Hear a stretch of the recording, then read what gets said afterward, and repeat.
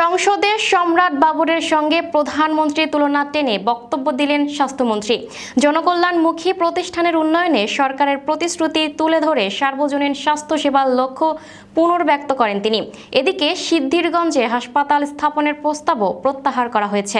বিস্তারিত দেখুন প্রতিবেদনে। সম্রাট বাবরের সঙ্গে প্রধানমন্ত্রী তারেক রহমানের তুলনা করে স্বাস্থ্য পরিবার কল্যাণমন্ত্রী সরদার মোহাম্মদ সাখাওয়াত হোসেন বকুল বলেছেন, তিনি দরদ দিয়ে প্রেম দিয়ে সকল জনকল্যাণমুখী প্রতিষ্ঠানের উন্নয়ন করতে চান।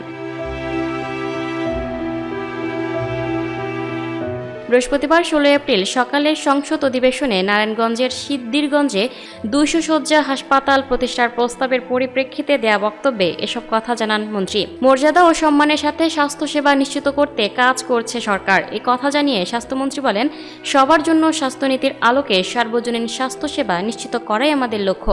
প্রধানমন্ত্রী দরদ দিয়ে সকল জনকল্যাণমুখী প্রতিষ্ঠানের উন্নয়ন করতে চান বলেও জানান তিনি। এ সময় পরবর্তী বিবেচনার আশ্বাস দিয়ে সিদ্ধিরগঞ্জে হাসপাতাল প্রতিষ্ঠার প্রস্তাব প্রত্যাহারের আহ্বান জানান তিনি। পরে উত্থাপন করা সংসদ সদস্য সেই প্রস্তাব প্রত্যাহার করেন। বৃহস্পতিবার 16 এপ্রিল সকাল 10:30টায় ত্রয়োদশ জাতীয় সংসদের প্রথম অধিবেশনের 15তম দিনের কার্যক্রম শুরু হয়। ডেপুটি স্পিকার ব্যারিস্টার কায়সার কামালের সভাপতিত্বে অধিবেশনের কার্যক্রম শুরু হয় পবিত্র কোরআন তেলাওয়াতের মাধ্যমে। চলতি অধিবেশন শুরু হয় গত 12ই মার্চ। এরপর পবিত্র ঈদুল ফিতর সহ বিভিন্ন সরকারি ছুটির কারণে 15ই মার্চ সংসদের বৈঠক মুলতবি করা হয়। পরবর্তীতে 29শে মার্চ বিকেল 3টায় পুনরায় অধিবেশন শুরু করা হয়। Lucky Akter, up to date news, Dhaka.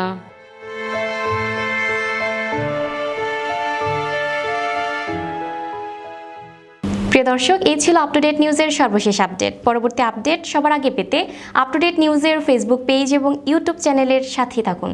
ধন্যবাদ।